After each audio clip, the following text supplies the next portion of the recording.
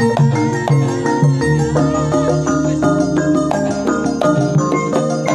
wis mati. Pak, ibu ini aja ditinggal. Monggo pinarak putrane pun wonten tengah. Dadalah. Oh, enak. Biasane nanggape uklek. Saiki campur sarina, nggih. Pokoke Bapak Ibu katuran katrem sawetawis menika Bapak Ibu ingkang ngambegati katepen minggah wonten sasana papanggungan badhe dipun lelipur sawetawis mugi-mugi sagetaken dados renaning penggalih dadosaken jampi sayah nggih. Pak Parno sehat? Sehat alhamdulillah. Adik Nadib apa sinten penggalihipun? Nadib, Ibu Mini. Pikirku Bu Mini iki cilik ternyata gede. Anu kurang i Mas jenenge dadi min ngono to. Mula disagong.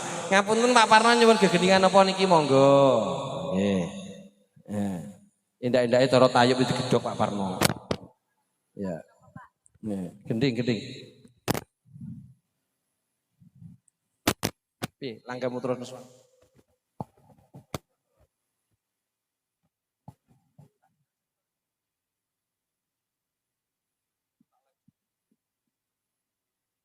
Pun katrem sawetawis Pak Parno nggih. Ya, napa Mbak Indri? Gini iki diparingi bawa ngoten. Nggih, ya ibaratnya cara kaya gedhokan almen ayem kok sok. Esuk ben ditimbali meneh ana ing Bandung Rejo. Ya. Kota minyak lho kene iki, luar biasa. Nggih.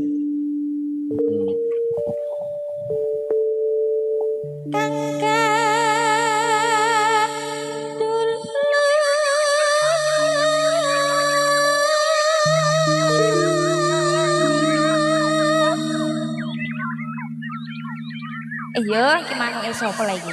Bengi-bengi kaya ana manuk. Manuke Pak Parno. Negel. Iso negel bae. Adem lho.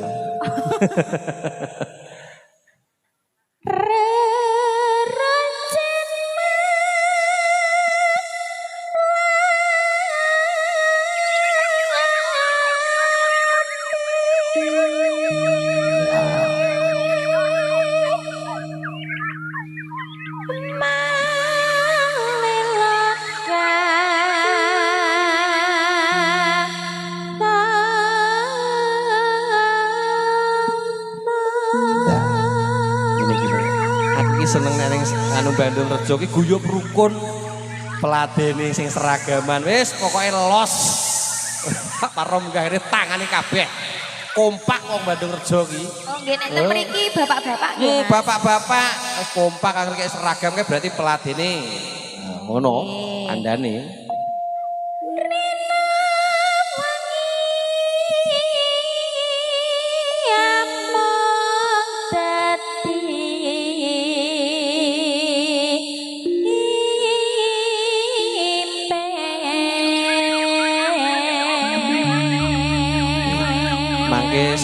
Salintune Pak Parno nggih saged nyuwun digedhok.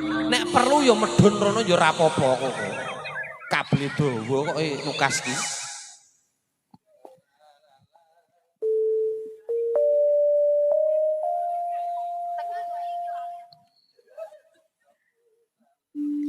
Peputane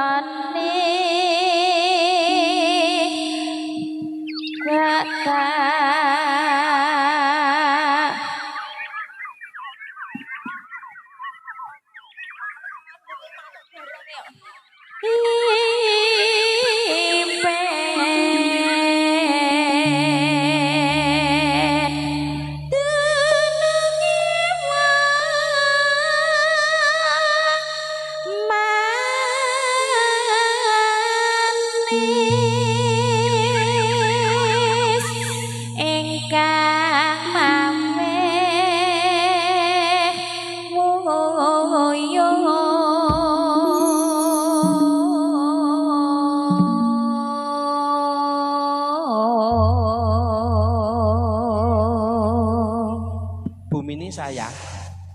saya pun pinten dinten 3 dinten niki alhamdulillah pokoknya sampai sesuk 2 dina kudu semangat nggih Bu sehat nggih kudune amin pokoknya aja lali ngombe vitamin nggih ayo monggo tanggame apa ki melatirin Oh mawon iya, ya Mas. monggo.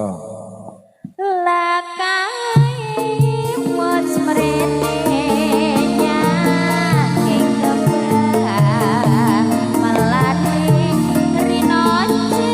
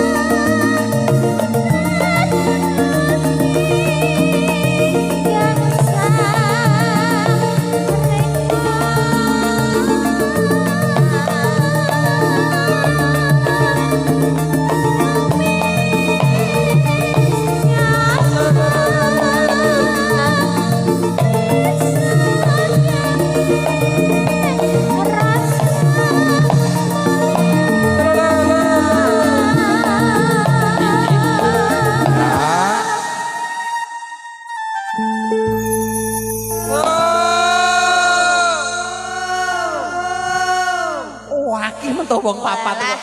Wong papat kok kira kaprak. Adik Nadib, wis mari tenan ya. Putra nomor berapa nih, Cak Bagus? Oh, nomor setunggal. Punya adik sudah? Dereng. Nah, Bu Mini, bar iki nanti gawe adik ya. Nah, aja sitok tok. Mundak bredeg aku kancan bating. Oh, aduh. Ku lho wong jumbul. Ayo. Iki